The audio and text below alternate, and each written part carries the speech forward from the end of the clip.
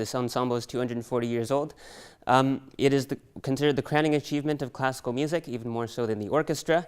It started as an ensemble basically for amateur musicians and friends and family.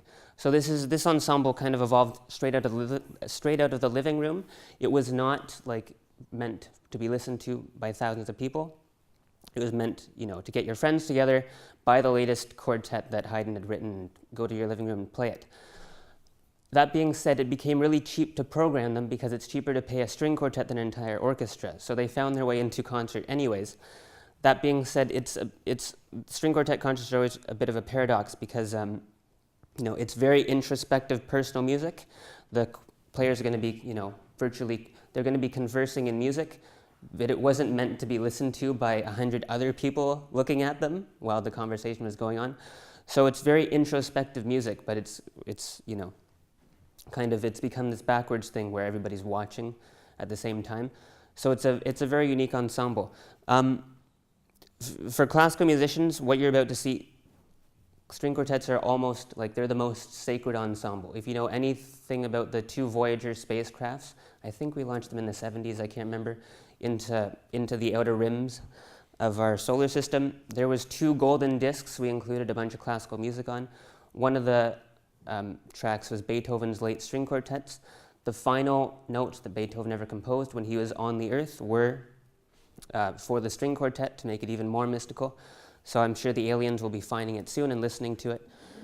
I hear it's traveling at 17 kilometers per second, which is like, if it hits anything, it's going to explode.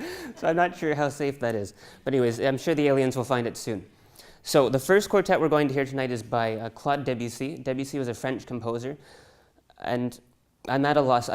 He used to be a household name, but I don't know who knows him and who doesn't know him anymore because times are changing and we don't all listen to classical music anymore.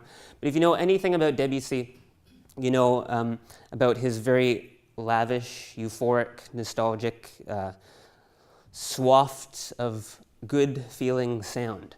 Okay, he sounds nothing like any of the composers that came before him. Beethoven and Mozart and Haydn, they were kind of like construction workers. They built their musical, they built their compositions out of little musical ideas and grew them over time in kind of chunks, and you would hear dialogue back and forth. Debussy, it's more like walking into a sauna and just having this heat and mist and just kind of laying back, or getting into the bath or a hot tub. It's just this, I can't describe it in words, that's the problem. It's that feeling. But that is not relevant tonight, because this quartet you're going to hear by Debussy is the only quartet he ever wrote, and it's actually considered to be one of his most traditional works he ever wrote, and one of his most conservative works he ever wrote. In fact, his famous pieces, like Prelude to the Afternoon of a Faun, La Mer, and the Nocturnes, Debussy wrote this piece immediately before. So these orchestral masterpieces, which we consider the foundation of modernist music, this quartet was written immediately before, and it was conservative and backwards thinking, which shows that, Debussy might have actually been doubting himself very, very much right before he made that jump into complete modernism, which is interesting to think about. It's also frightening to consider the fact that, possibly Debussy could have actually committed to the old style, and we would not have had him, had his genre of music at all. You wouldn't have had Clair de Lune and all that, cool stuff you hear on the radio.